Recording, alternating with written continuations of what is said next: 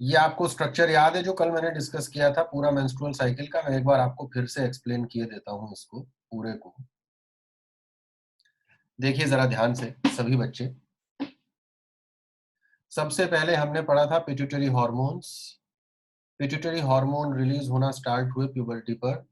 FSH release हुआ, FSH धीरे धीरे बढ़ा और एफएसएच के कॉन्टिन्यूअसली कंसंट्रेशन बढ़ने की वजह से अल्टीमेटली क्या हुआ, ग्रेफियन फॉलिकल यानी कि प्राइमरी फॉलिकल का साइज बढ़ने लगा और वो फॉलिकल ग्रेफियन फॉलिकल में कन्वर्ट होने लगा। देखिए gradually it is increasing in size.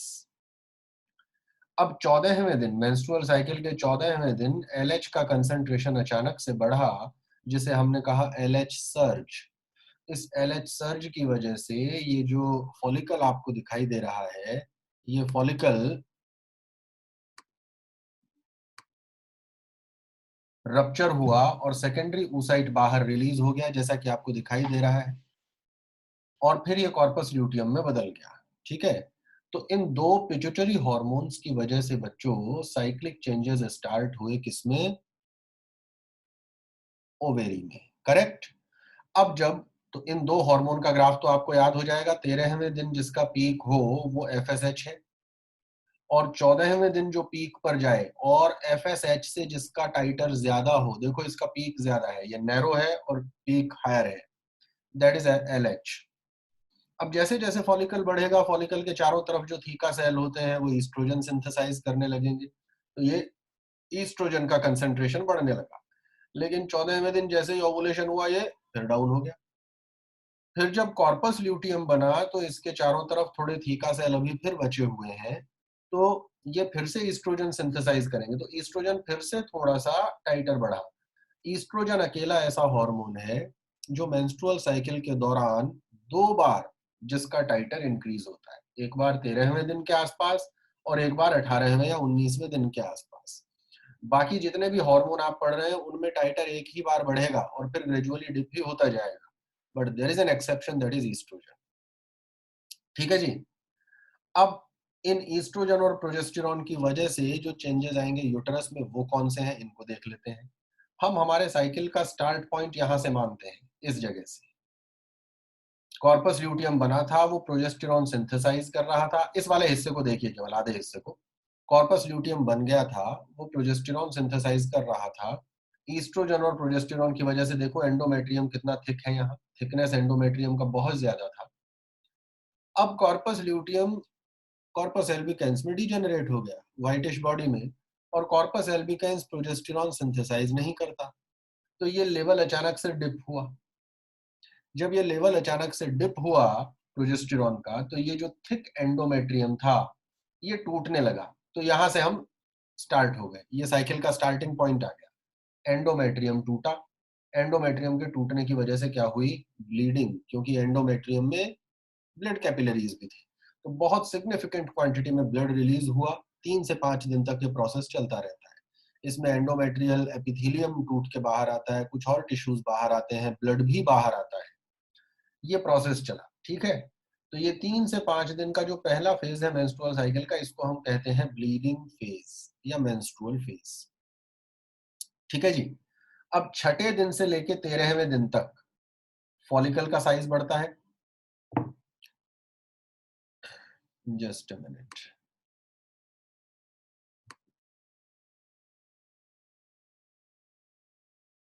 छठे दिन से लेकर के 13वें दिन तक ये साइज बढ़ा। जब ये साइज बढ़ेगा छठे से 13वें दिन तक फॉलिकल का, तो इस फेज को हम क्या कह देंगे बच्चों? फॉलिकुलर फेज, जिसका ड्यूरेशन क्या है? जिसका ड्यूरेशन क्या है? 8 डेज। Very good. अब देखो आगे, जस्ट अ मिनट।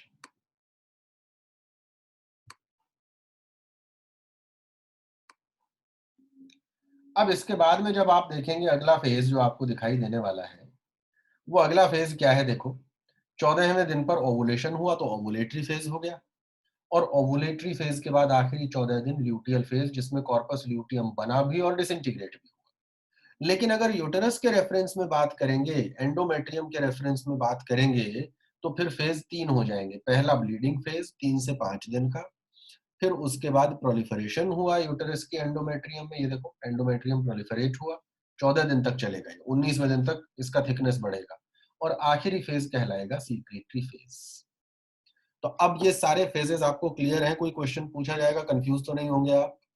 जैसे आपसे पूछ लिया फॉलिक्यूलर फेज का क्या मतलब है, तो आपको पता होना चाहिए कि छठे से 13वें दिन तक फॉलिकल साइज में बढ़ता है। ल्यूटियल फेज का क्या मतलब होता है? ल्यूटियल और सीक्रेटरी फेज सिनोनिम्स नहीं है। ल्यूटियल और प्रोलिफरेटिव फेज सिनोनिम्स नहीं है, इनके मीनिंग डिफरेंट है बिल्कुल। आ रही है बात समझ में? तो ये आपको सारे स्टेजेस, सारे स्टेप अच्छे से क्लियर है, तो फिर मैं आगे चलूं और आपको जो वेरिएशंस आते हैं मेंस्ट्रुअल साइकिल में उनके बारे में डिस्कस करूं। गुड, चलिए अब हम आगे चलते हैं। ये देखिए, ये भी वैसा ही डायग्राम है जो अभी मैंने बनाया था, उसी का ये रिप्रेजेंटेशन है। यहाँ आपको दिख रहा है ये एंडोमेट्रियम टूट रहा है, फिर प्रोलिफरेट कर रहा है, 14वें दिन ओवुलेशन हो रहा है, ये 28 दिन का ड्यूरेशन है। ठीक है, ये आपके फॉलिकल स्टिमुलेटिंग हार्मोन है ब्लू कलर वाला, ग्रीन कलर वाला एलएच है। ठीक है ना, तो ये चारों हार्मोन्स जो मैंने उस तरफ बताए, ये यूट्रस के चेंजेस यहाँ पर दिखाई दे रहे हैं। ये सब चीजें आपको मैं नोट्स में अवेलेबल करवा दूंगा।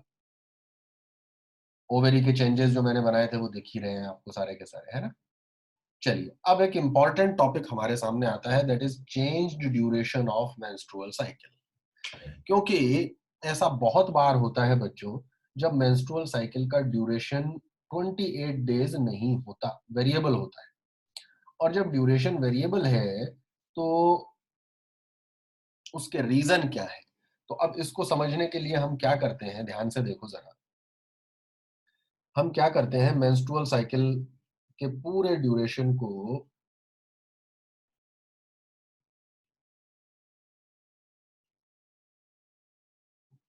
अब देखो जरा, मैं इसको दो हिस्सों में डिवाइड किए देता हूं, या पहले तो जो आपने चीजें पढ़ रखी हैं वो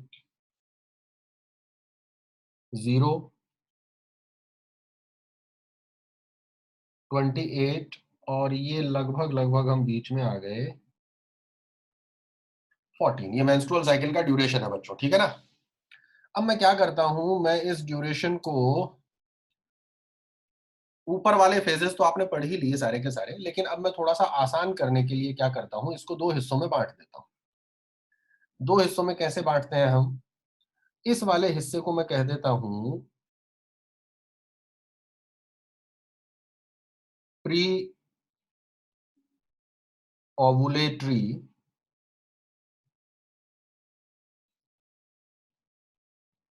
फेज। ये ओवुलेशन से पहले का फेज है, यहां से लेकर के यहां तक का, ठीक है जी। और आगे वाले को मैं कह देता हूं पोस्ट ओवुलेटरी फेज।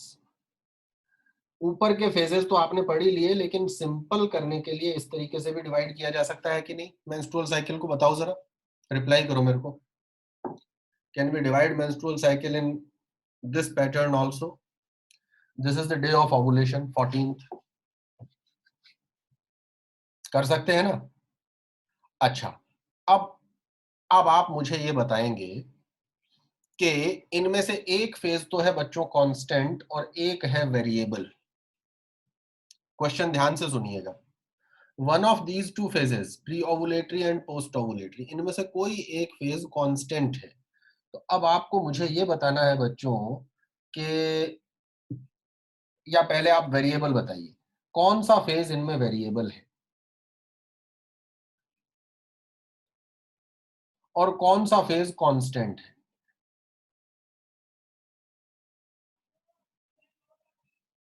या दोनों ही वेरिएबल है या दोनों ही कांस्टेंट है? पहला क्वेश्चन मेरा है, which phase is variable and why? कौन सा फेज है जिसका ड्यूरेशन चेंज हो सकता है और क्यों? और कौन सा फेज है जिसका ड्यूरेशन बिल्कुल चेंज नहीं होगा, उसका भी आपको रीजन मुझे एक्सप्लेन करना है। तो बताइए जरा, वेरिएबल फेज सबसे पहले बताइए।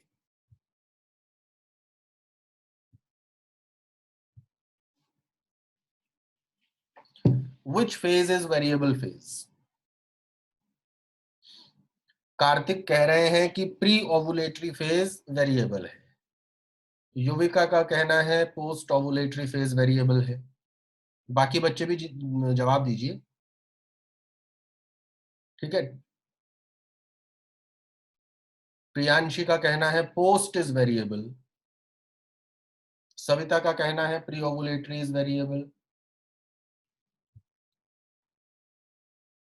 ठीक है, तो ये मिक्स्ड रिजल्ट्स हैं। आधे बच्चों को लगता है प्री ओवुलेटरी फेज वेरिएबल है और आधे बच्चों को लगता है पोस्ट ओवुलेटरी फेज वेरिएबल है। अब कैसे पता चलेगा भाई हमें? चलिए मैं आपसे क्वेश्चन पूछता हूं दूसरे तरीके से। मान लो इस ग्राफ को देखो जरा ध्यान से बच्चों, ये ओवुलेशन क्यों हुआ, कोई बता सकता है मुझे? What is the principal reason behind ovulation? Anyone? Which event triggered the process of evolution?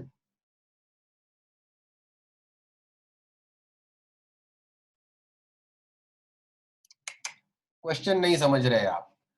ये एग बाहर क्यों रिलीज हुआ? ग्राफियन फॉलिकल रप्चर क्यों हुआ? बिल्कुल, सविता ने ठीक आंसर दिया। सविता ने ठीक आंसर दिया क्योंकि LH बढ़ गया कंसंट्रेशन में। LH is the hormone which is responsible for ovulation. इस एग का क्या होगा ये बाद की बात है। आप आंसर इस तरीके से दे रहे हैं कि एग का पर्पस क्या था रिलीज होने का। No, that is not the question. Why ovulation took place in the first place? तो रीजन क्या था? LH। अब मैं आपसे क्वेश्चन पूछता हूं कि अगर ये LH 14वें दिन की जगह मान लो 15वें दिन पीक पे जाता, ध्यान से सुनना क्वेश्चन, मान लो कि LH 15वें दिन पीक पर जाता तो ओवुलेशन कब होता? रिप्लाई करो जल्दी से। अगर, बिल्कुल ठीक बात है युविका, बिल्कुल सही आंसर दिया बेटा आपने। LH अगर 15वें दिन पीक पर जाएगा तो एग भी 15वें दिन रिलीज होगा। अच्छा, अगर LH, अब दोबारा क्वेश्चन सुनो, अगर LH 12वें दिन ही पीक पर आ गया तो एग कब रिलीज होगा? 12वें दिन। यानी कि ओवुलेशन का होना इस पर डिपेंडेंट है, LH पर। यानी कि ये जो ड्यूरेशन है यहां से लेकर के यहां तक की, जिसे हमने क्या लिखा, प्री ओवुलेटरी फेज, इसका ड्यूरेशन तो वेरी कर सकता है, क्योंकि ये पक्का तो है नहीं कि 14वें दिन ही LH का सर्ज हो जाएगा। इट इज नॉट नेसेसरी, है कि नहीं? 12वें दिन भी हो सकता है, तो प्री ओवुलेटरी फेज 11 दिन का ही हो जाएगा। अगर 13वें दिन हुआ तो प्री ओवुलेटरी फेज 12 दिन का हो गया। अगर 16वें दिन हो रहा है LH तो प्री ओवुलेटरी फेज 15 दिन का हो गया। So what I mean to say, जो मैं आपको समझाना चाह रहा हूं वो क्या पॉइंट है, मेरे ख्याल से आपको समझ में आ गया होगा। अब मुझे यहां इसे मेंशन करना चाहिए। देखिए, pre ovulatory phase, this is variable phase. और वेरिएबल फेज क्यों है? Because duration of this phase is dependent on concentration of LH। तो अब ये कंफ्यूजन तो नहीं है आपको? अब देखो जरा किस किस बच्चे ने क्या क्या आंसर दिया था। वेरिएबल फेज बहुत सारे बच्चों ने कहा था ये वाला होता है, जबकि वेरिएबल कौन सा निकला? Pre ovulatory. ठीक है जी। अब एक बार वापस ऊपर आओ और वापस से इसको देखो, हैव अ लुक। एक बार एग रिलीज हो गया, ध्यान से देखना, एक बार एग रिलीज हो गया। अब रिलीज होने के बाद कॉर्पस ल्यूटियम का बनना और फिर कॉर्पस ल्यूटियम का एल्बिकेंस में कन्वर्ट होना, इस सारे इवेंट को कोई हार्मोन कंट्रोल कर रहा है या नहीं?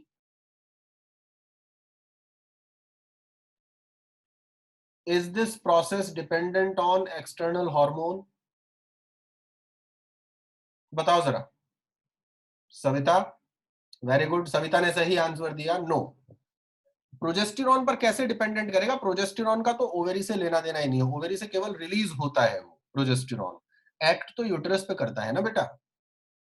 मेरा क्वेश्चन था कि ग्राफियन फॉलिकल से कॉर्पस ल्यूटियम का बनना और कॉर्पस ल्यूटियम से कॉर्पस एल्बिकेंस का बनना, इस चीज को कोई हार्मोन कंट्रोल कर रहा है क्या? The answer is no. इसका मतलब ये हुआ कि एक बार जब एग रिलीज हो गया तो उसके बाद के ड्यूरेशन को हम चेंज नहीं कर सकते। अरे युविका बेटा, आप एक बात बताइए, क्या प्रोजेस्टेरॉन कॉर्पस ल्यूटियम के बनने को रेगुलेट करता है? क्या प्रोजेस्टेरॉन कॉर्पस एल्बिकेंस के बनने को रेगुलेट करता है? क्या प्रोजेस्टेरॉन ओवुलेशन को रेगुलेट करता है? नो। प्रोजेस्टेरॉन का इन एक्टिविटीज से कोई लेना देना नहीं है। प्रोजेस्टेरॉन तो यहां से सीक्रेट होता है और काम करता है यूट्रस पर। मेरा क्वेश्चन था कि एग रिलीज होने के बाद ओवेरी में जो इवेंट्स हो रहे हैं उनको कोई और हार्मोन रेगुलेट नहीं करता। तो इस वजह से ये जो 14 दिन का ड्यूरेशन है ओवुलेशन के बाद का, इसको हम कुछ भी करके चेंज नहीं कर सकते। That will be constant. तो अब वापस जरा यहां आ जाइए। पोस्ट ओवुलेटरी फेज, इस फेज को मुझे क्या लिखना चाहिए? That this is constant phase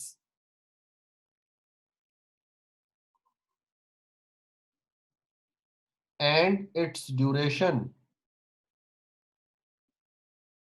will always be 14 days। मेरे ख्याल से ये बात सब बच्चों को समझ में आ गई होगी, इसमें कोई बहुत ज्यादा समस्या तो होनी नहीं चाहिए। ये कहानी क्लियर है? अब मैं आपको क्वेश्चन देता हूं, देखिए जरा। पहला क्वेश्चन, या एक एक ही साथ ले लीजिए। Variable duration of menstrual cycle को हम डिस्कस कर रहे हैं। तो कंडीशन फर्स्ट है, duration of menstrual cycle is 33 days. और दूसरी कंडीशन है, duration of menstrual cycle is 25 days. ये दो कंडीशंस हैं हमारे सामने, ठीक है। अब दोनों ही केसेस में आपको क्या करना है,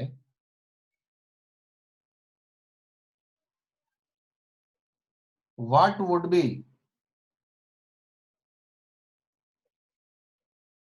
the day of ovulation in above mentioned conditions। बताइए जरा, पहले इसमें बताइए, पहले इसमें बताएंगे, एक एक करके बताएंगे सब,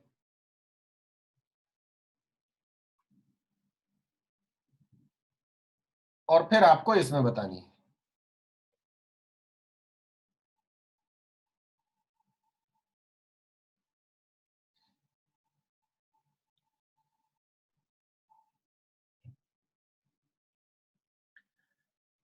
देखो, अभी हमने ऊपर क्या समझा, आपको एक सीधा सा थंब रूल अपने दिमाग में डेवलप कर लेना है। वो ये है कि भैया ये तो चेंज हो ही नहीं सकता, इसका कोई इलाज नहीं है। That will be always 14 days. Egg release होने के बाद तो 14 दिन का वक्त लगेगा ही। तो आपको जो भी ड्यूरेशन दे रखा है, चाहे कोई भी ड्यूरेशन दे रखा है, सीधे सीधे आपको उसे उसमें से 14 माइनस कर देना है, दैट्स ऑल। तो इस केस में तो हो जाएगा 33 minus 14, that is 19th day. और इस केस में हो जाएगा 25 minus 14, that will be 11th day. तो कभी भी आपसे वेरिएबल ड्यूरेशन मेंस्ट्रुअल साइकिल से रिलेटेड क्वेश्चन पूछा जाता है तो सीधे सीधे क्या कर देना है, जो लेंथ है मेंस्ट्रुअल साइकिल का, जो भी गिवन लेंथ है उसमें से 14 माइनस कर देना है, that will be the day of ovulation. समझ आ गई है बात सबको अच्छे से, या कोई कंफ्यूजन बाकी है?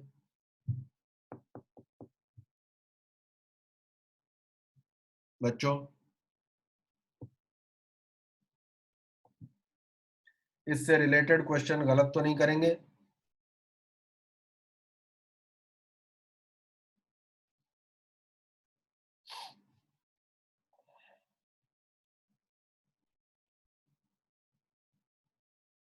Very good. चलिए, अब एक चीज और बताइए मुझे, कोई मुझे ये बताएगा कि ये मेंस्ट्रुअल साइकिल स्टार्ट किस वजह से हुआ था, इसका इनिशियल स्टिमुलस क्या था मेंस्ट्रुअल साइकिल के स्टार्ट होने का? Why menstrual cycle was initiated? What was the stimulus behind initiation of menstrual cycle? Anyone? Endometrium तो उसका इफेक्ट है जो एग्जिबिट हो रहा है। ये टूटा क्यों एंडोमेट्रियम, मेरा क्वेश्चन तो ये है।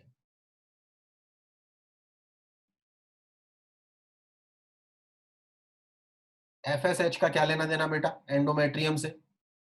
युविका, एफएसएच तो फॉलिकल में इंक्रीमेंट करता है। फर्टिलाइजेशन नहीं हुआ, हुआ उसको छोड़ो। मेरा क्वेश्चन है कि ये एंडोमेट्रियम टूटा क्यों, इसके टूटने के पीछे वजह क्या थी? अभी मैंने थोड़ी देर पहले समझाया था आपको। इसकी थिकनेस को मेंटेन कौन कर रहा था, चलो ये बताओ। कौन सा हार्मोन था जिसने इसकी थिकनेस को मेंटेन कर रखा था? प्रोजेस्टेरॉन। और प्रोजेस्टेरॉन कौन बना रहा था? Corpus luteum. बात समझ में आ रही है कि नहीं? अच्छा, अब कॉर्पस ल्यूटियम डिसइंटीग्रेट हो गया कॉर्पस एल्बिकेंस में, तो प्रोजेस्टेरॉन डिप हुआ, कंसंट्रेशन डाउन हुआ। प्रोजेस्टेरॉन का कंसंट्रेशन डाउन हुआ तो यूट्रस की थिकनेस मेंटेन नहीं रह सकती, तो यूट्रस टूटने लगेगा, एंडोमेट्रियम टूटने लगेगा। So the triggering point of menstrual cycle is sudden drop in the level of progesterone. आ रही है बात समझ में? अब सडन ड्रॉप क्यों हुआ, इन चीजों को भी समझिए।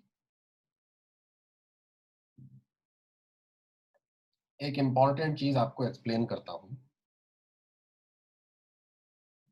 सी, this is uterus,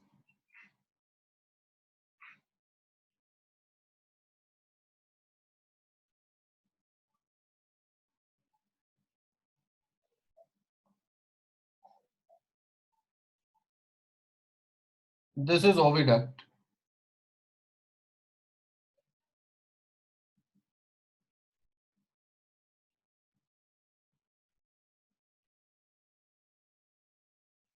this is ovary,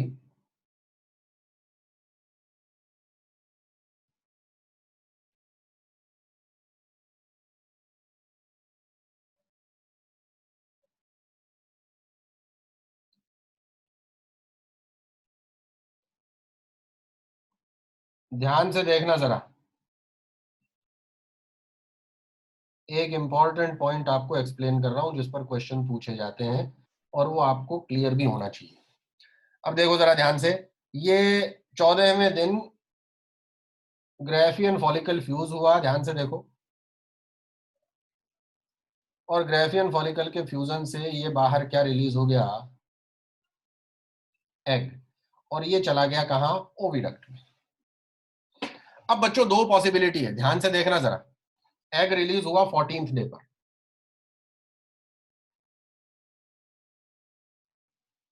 ठीक है ना? इस एग के सामने दो पॉसिबिलिटीज हैं।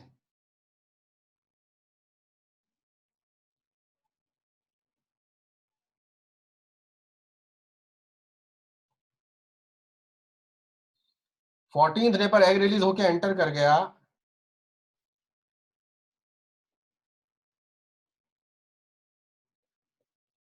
ओविडक्ट में। अब दो पॉसिबिलिटी है, पहली पॉसिबिलिटी तो ये है बच्चों कि यहां स्पर्म नहीं होगा।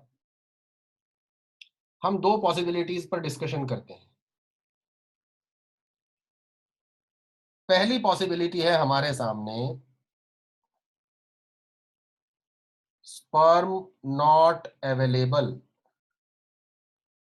अब स्पर्म अगर अवेलेबल नहीं है तो ये एग यहां आ तो जाएगा, लेकिन ये 48 से 72 घंटे में डिसइंटीग्रेट हो जाएगा। If sperm is not available then what will happen? Egg disintegrates in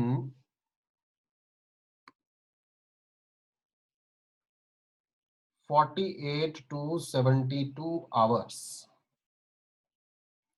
अब जब एग ही डिसइंटीग्रेट हो गया, देखना जरा ध्यान से, जो मैं चीज समझाने की कोशिश कर रहा हूं आपको। ये सारा काम क्यों हुआ था भाई? ये एंडोमेट्रियम मोटा क्यों हुआ था, थिक क्यों हुआ था? एंडोमेट्रियम तो थिक इसलिए हुआ था ना कि जो एग रिलीज हुआ है वो फर्टिलाइज होगा, जाइगोट बनेगा, एम्ब्रियो बनेगा, और वो एम्ब्रियो आकर के यहां एंटर करेगा, इम्प्लांट होगा। इसी एंटिसिपेशन में तो ये थिक हुआ था ना, प्रोजेस्टेरॉन के influence. Uterus was anticipating entrance of embryo, और इस वजह से यूटेरस ने अपनी वॉल की थिकनेस बढ़ा ली। है कि नहीं? समझ में आ रहा है कि नहीं बच्चों? ये जो थिकनेस बढ़ी एंडोमेट्रियम की, इसका रीजन क्या था? यूटेरस एंटिसिपेट कर रहा था, या यूटेरस ये सोच रहा था कि एम्ब्रियो आएगा और उसको इम्प्लांट होना है। इसी वजह से उसने अपनी थिकनेस मेंटेन कर रखी थी विद हेल्प ऑफ प्रोजेस्टेरॉन। बात समझ में आई क्या जो मैं कह रहा हूं? हाँ, लेकिन अब हुआ क्या? हुआ ये कि ये जो एग रिलीज हुआ, इसको स्पर्म मिला ही नहीं। इसको तो स्पर्म मिला ही नहीं, स्पर्म अवेलेबल था नहीं, तो ये डिसइंटीग्रेट हो गया। जब डिसइंटीग्रेट हो गया तो यूटेरस को अपनी थिकनेस मेंटेन करने की जरूरत नहीं है, इट इज नॉट नीडेड। अब क्या करेगा ये थिक पोर्शन? इसका कोई काम नहीं है। तो इस वजह से कॉर्पस ल्यूटियम डिसइंटीग्रेट हो गया। किसमें? कॉर्पस ल्यूटियम में, कॉर्पस एल्बिकेंस में।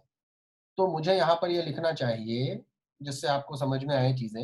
Egg disintegrates in 48 to 72 hours, and then corpus luteum also converts into corpus albicans. Level of progesterone suddenly decreases, और जब लेवल ऑफ प्रोजेस्टेरॉन अचानक से कम होगा तो इससे क्या होगा? Bleeding phase is initiated. ठीक है जी, ये पहली पॉसिबिलिटी। अब हम दूसरी पॉसिबिलिटी पर आते हैं, देखो जरा ध्यान से। दूसरी पॉसिबिलिटी ये है बच्चों कि स्पर्म वाज अवेलेबल।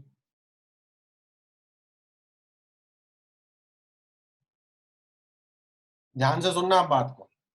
ये स्पर्म अवेलेबल है यहां, इन्होंने फर्टिलाइज होकर के बना दिया जाइगोट, जाइगोट से फिर एम्ब्रियो बनने लगा, 2 सेल, 4 सेल, 8 सेल, ठीक है ना? अल्टीमेटली एम्ब्रियो अंदर आ गया, फिर ये एम्ब्रियो ब्लास्टोसिस्ट में कन्वर्ट हुआ,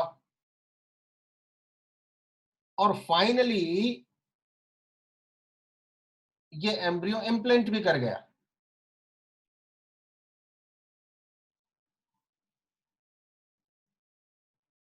ये एम्ब्रियो इसमें इम्प्लांट कर गया, ठीक है जी। Process of implantation completed. So sperm was available. अब क्या हुआ आगे देखो जरा।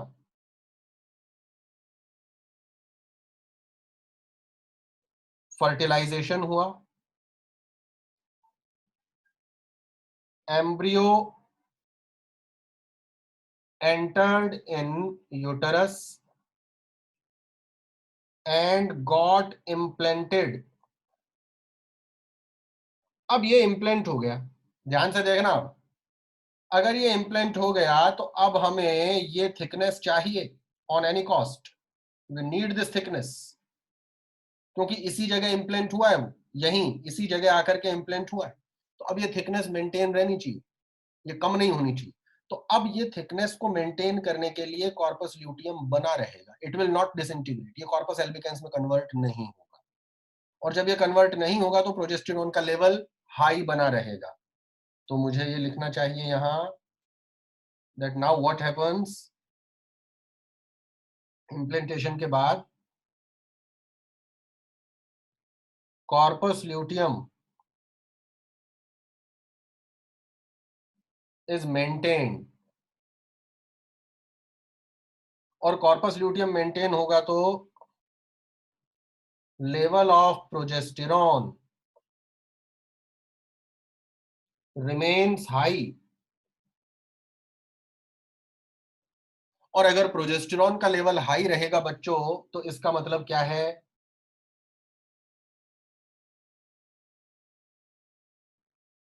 Menstrual cycle will not proceed. तो अगर प्रेगनेंसी हो गई तो फिर मेंस्ट्रुअल साइकिल रुक जाएगा। क्यों रुक जाएगा? रीजन समझ में आ गया? दोनों बातें क्लियर है सारे के सारे बच्चों? रिप्लाई कीजिए सर।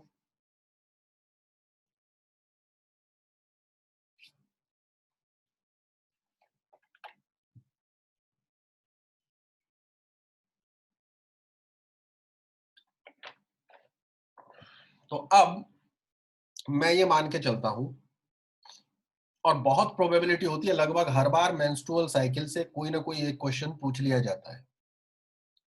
तो मैं ये मान के चलता हूं कि मेंस्ट्रुअल साइकिल, उसके अलग अलग फेजेस का ड्यूरेशन, उसके हॉर्मोन्स कब कब इंक्रीज होते हैं, कब डिक्रीज होते हैं, मेंस्ट्रुअल साइकिल का ड्यूरेशन अगर वेरी करेगा तो ओवुलेशन का दिन कौन सा है, वेरिएबल फेज कौन सा होता है, कांस्टेंट फेज कौन सा होता है, और मेंस्ट्रुअल साइकिल प्रेगनेंसी के बाद प्रोसीड क्यों नहीं करता। इन सब चीजों को लेकर के आपको सारे कॉन्सेप्ट क्रिस्टल क्लियर हो गए हो, और इससे रिलेटेड कम से कम कोई क्वेश्चन आप गलत नहीं करेंगे। तो इस पॉइंट पर अब हम फीमेल रिप्रोडक्टिव सिस्टम का जो पोर्शन है वो हमारा कंक्लूड होता है। नेक्स्ट लेक्चर से हम लोग एम्ब्रियोलॉजी स्टार्ट करेंगे। आपके एनसीईआरटी में सीधे ह्यूमन एम्ब्रियोनिक डेवलपमेंट दे रखा है, तो हम उस डायरेक्शन में नहीं जाएंगे। पहले मैं आपको जनरल एम्ब्रियोलॉजी समझाऊंगा कि गेमिटोजेनेसिस क्या होता है, कैसे होता है, कहाँ होता है, फर्टिलाइजेशन कैसे होता है, कहाँ होता है, ठीक है, क्लीवेज का मीनिंग क्या है। हाँ, अब ये आपने अच्छा क्वेश्चन पूछा है मानसी। आपने पूछा है कि भाई कॉर्पस ल्यूटियम को मेंटेन करने के लिए ये हार्मोन रेस्पॉन्सिबल था। सारे बच्चे सुन लो एक बार जल्दी से। कॉर्पस ल्यूटियम को मेंटेन करने के लिए एलएच चाहिए था। अब एलएच तो डिप कर गया, तो अब कॉर्पस ल्यूटियम को मेंटेन कौन करेगा? एलएच का काम ही यही था, maintenance of corpus luteum.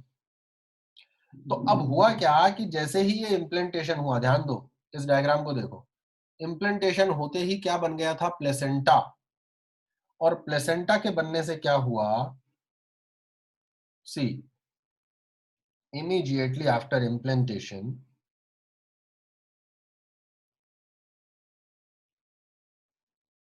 Placenta बना, और प्लेसेंटा से रिलीज हुआ एक hormone HCG, human chorionic gonadotropin, which mimics the action of LH। तो अब इस कॉर्पस ल्यूटियम को मेंटेन करने के लिए हमें LH की रिक्वायरमेंट नहीं है, जो यहां से रिलीज हो रहा था एंटीरियर पिट्यूटरी से। अब प्लेसेंटा से क्या रिलीज होने लग गया है? HCG, और वही उसे मेंटेन करेगा। ठीक है बच्चों, तो अब आज का लेक्चर हम कंक्लूड करते हैं। कल एक क्विज रखेंगे, ठीक है, 20-25 क्वेश्चंस का, तो सारे बच्चे पढ़ के आएंगे। नोट्स में कोशिश करूंगा कि आज आपको मिल जाए ये सारे के सारे, है ना, और फिर एम्ब्रियोलॉजी वाला पोर्शन हम स्टार्ट करेंगे। तो आज का अब हमारा पोर्शन हम कंक्लूड करते हैं। Goodbye and good day to all of you.